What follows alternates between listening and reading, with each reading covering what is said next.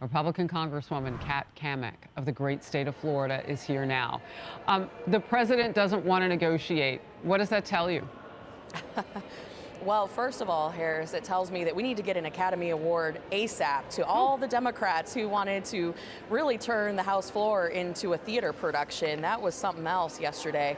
But what it tells me about President Biden is that he's more interested in playing politics in a game of chicken with people's retirement accounts and our economy's health.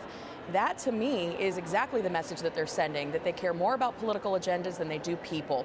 And leadership, it's tough. It means stepping up. And we took the first step yesterday by putting our negotiation on the table. Now they have to come to the table. If he wants to take his ball and go home and say, no, he's not going to negotiate, then he better explain to the American people why, as commander-in-chief, he is allowing the United States to default on our obligations. You know, it's a despotic move that he's making. It's almost as though he were king, a despot that just simply doesn't have to talk to anybody. He just gets his way. Yeah. Yeah, I mean, think about that.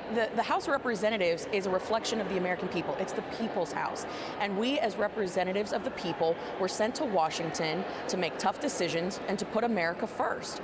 And everything that we have seen out of the Biden administration to date has been America last. Look at the economic policies.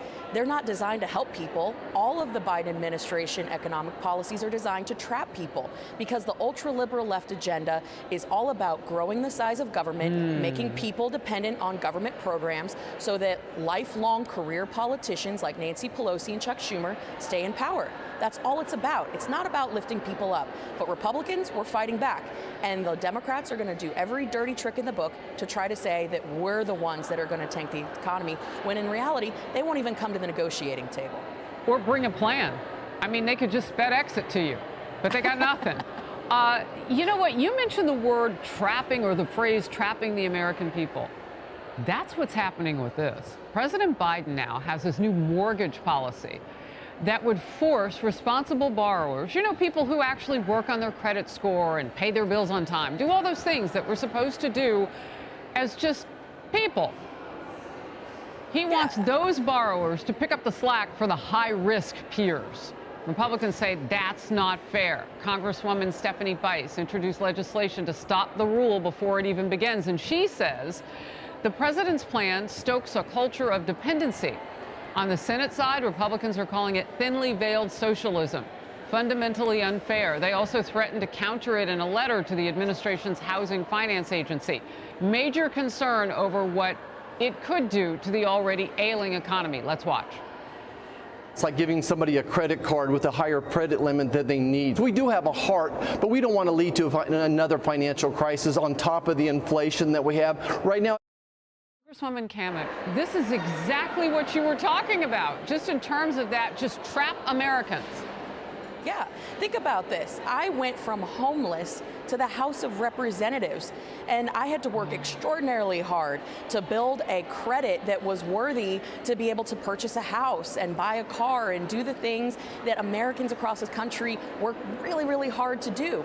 But now we're hearing that that is not the American way anymore. We're going to punish those that have achieved the American dream, those that have sacrificed, that have saved, that have paid down debt, that have worked really, really hard as families, as individuals, to subsidize those that have made bad decisions. That is not the American way. I'm so proud of my friend and colleague Stephanie Bice. She's taken the fight to them, and we are going to pass legislation that stops this ridiculous policy of punishing people with good credit to subsidize those with bad credit. I think it comes out to about $40 more a month that people with good credit would have to pay on their mortgage and their loans to subsidize those with less than stellar credit. Well, depending on what they're trying to do.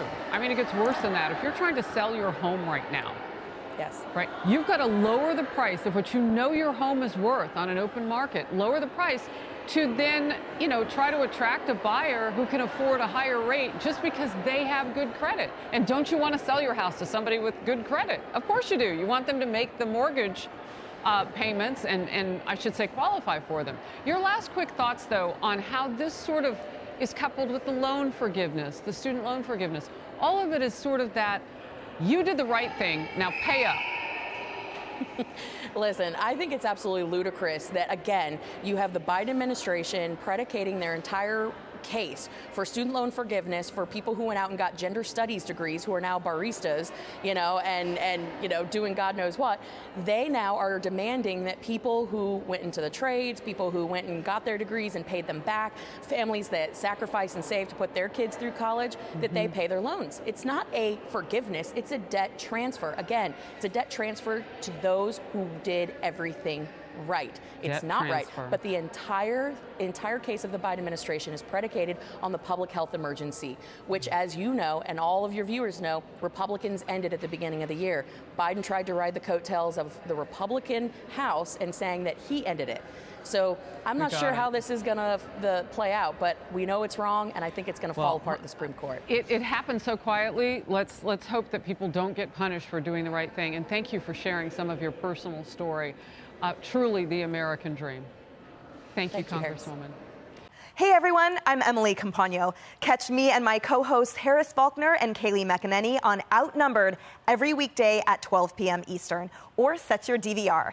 Also, don't forget to subscribe to the Fox News YouTube page for daily highlights.